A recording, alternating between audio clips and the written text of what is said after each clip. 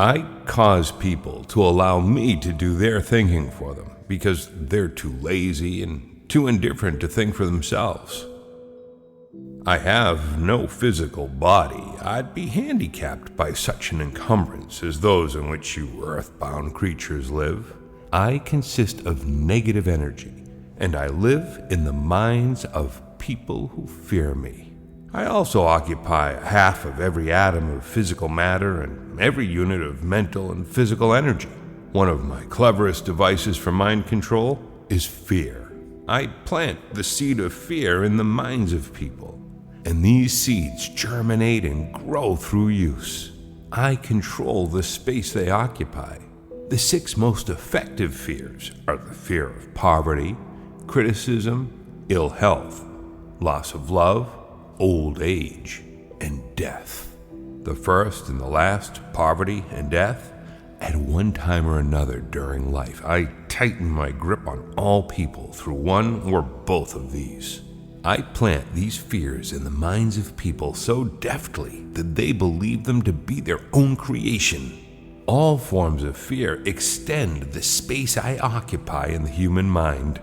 I control part of the brain space of every human being. The amount of space I occupy in each individual's mind depends on how little and what sort of thinking that person does.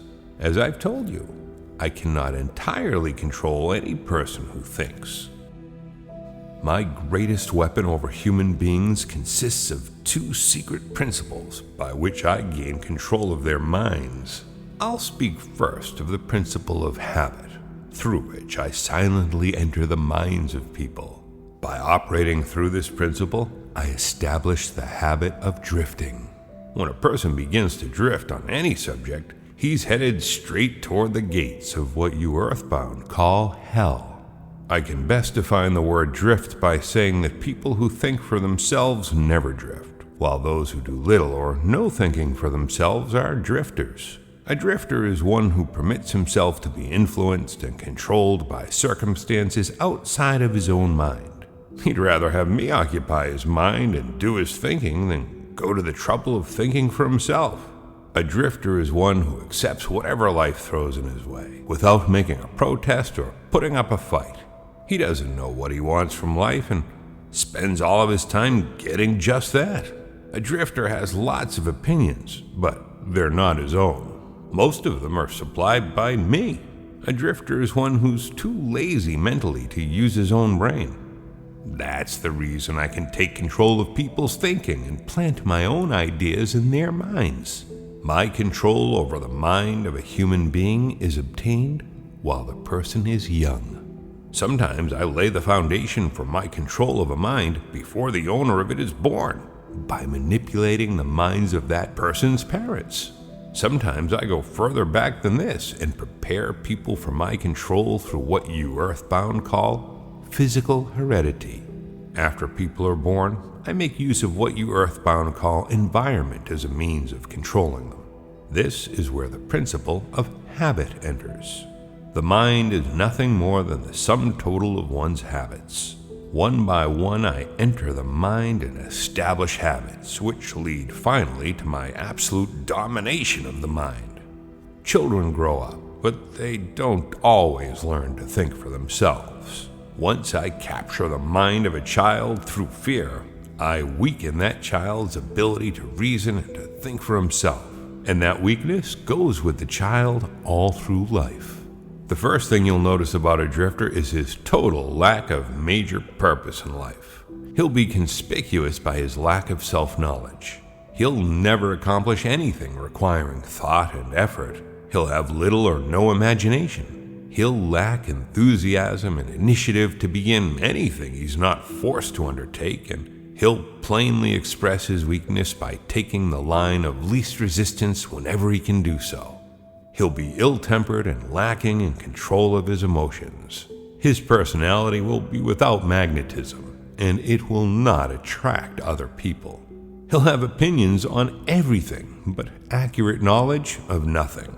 He'll make the same mistake over and over again, never profiting by failure.